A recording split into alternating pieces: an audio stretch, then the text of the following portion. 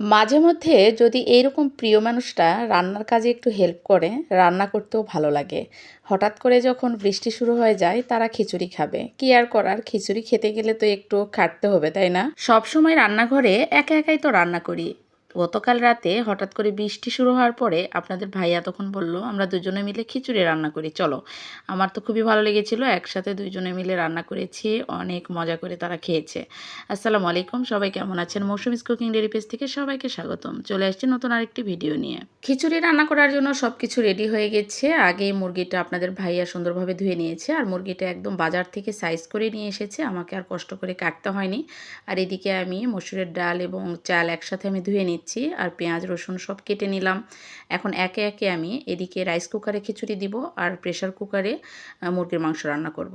আর এই খিচুড়িতে আমি একটু আলু কেটে দিয়েছি, আর অল্প করে রান্না করছি কারণ আমরা তিনজনেই খাবো।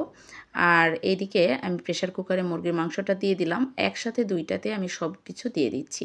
রাত তখন 8টা বাজে, আর খিচুড়ি রান্না করতে কতটাই প্যারা হয়েছে বুঝতেই পারছেন, কারণ রান্না তাড়াতাড়ি করতে হবে, এই জন্য প্রেশার কুকারে এবং রাইস কুকারে দুই জায়গাতে আমি সব মশলা একসাথে দিয়ে দিলাম।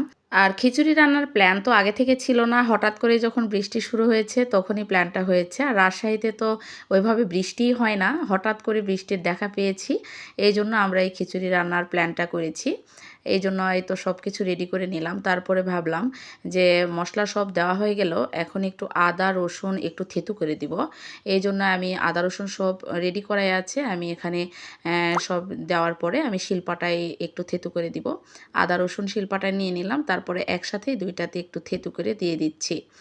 আর খিচুড়ি এবং যে কোনো মাংসতেই আমি একটু আদা থেতু দিই, সেটা তো আপনারা জানেন। আর এভাবে দিলে খিচুড়িতেও অনেক মজা লাগে, আর মাংসতেও ভালো লাগে। এখানে আমি থেতু করে সমান সমান করে দুইটাতে যা পরিমাণে লাগে সেইভাবে অল্প করে দিয়ে দিয়েছি। এদিকে খিচুড়ির জন্য সব রেডি করছিলাম, আর এদিকে আমার ছেলে আমাকে তাড়া দিচ্ছিল যে আম্মু একটু তাড়াতাড়ি রান্না করো, আমি তাড়াতাড়ি খাবো এবং ঘুমাবো, কারণ সকালে তার মর্নিং শিফটে স্কুল, তাকে 7টায় ঘুম থেকে উঠতে হবে। এই জন্য তাড়াহুড়াই করছিলাম। এইদিকে হাতে মাখিয়ে দিচ্ছিলাম আমি খিচুড়িটা, সব মশলা এখানে দিয়েছি, দেওয়ার পরে এখানে হাতে মাখিয়ে দিয়ে পরিমাণ মতো পানি দিয়ে দিলাম। তারপরে আমি এটা রাইস কুকারে বসায় দিব। এদিকে মুরগির মাংসটা যে প্রেশার কুকার দিয়েছিলাম, এটা একটু নেড়ে চেড়ে দিয়েছিলাম, তারপরে এখানে কয়েকটা আলু কেটে রেখেছিলাম, আলুটাও দিয়ে দিলাম। আর তারপরে এটা পরে রান্না করে নামিয়ে ফেলবো। রান্না করতে করতে অনেকটাই রাত হয়ে গেল, প্রায় 10টা বেজে গেছে। তারপরে এই তো খিচুড়িটা হয়ে গেছে, রাইস কুকার থেকে খিচুড়িটা নামিয়ে ফেললাম, আর একদম ঝরঝরে। আর এদিকে মুরগির মাংসটা রান্না হয়ে গেলে আপনাদের ভাইয়া এটা একটা হাঁড়িতে নিয়ে নিয়েছে, আর হাঁড়ি সহকারে পুরাটা রাইস কুকারের ডিশ সহ টেবিলে নিয়ে চলে এসেছে। এসে আমাদের ডাকছে যে আসো তাড়াতাড়ি, খিচুড়ি হয়ে গেছে। মনে হচ্ছিল যে সে পুরোটাই রান্না করে ফেলেছে।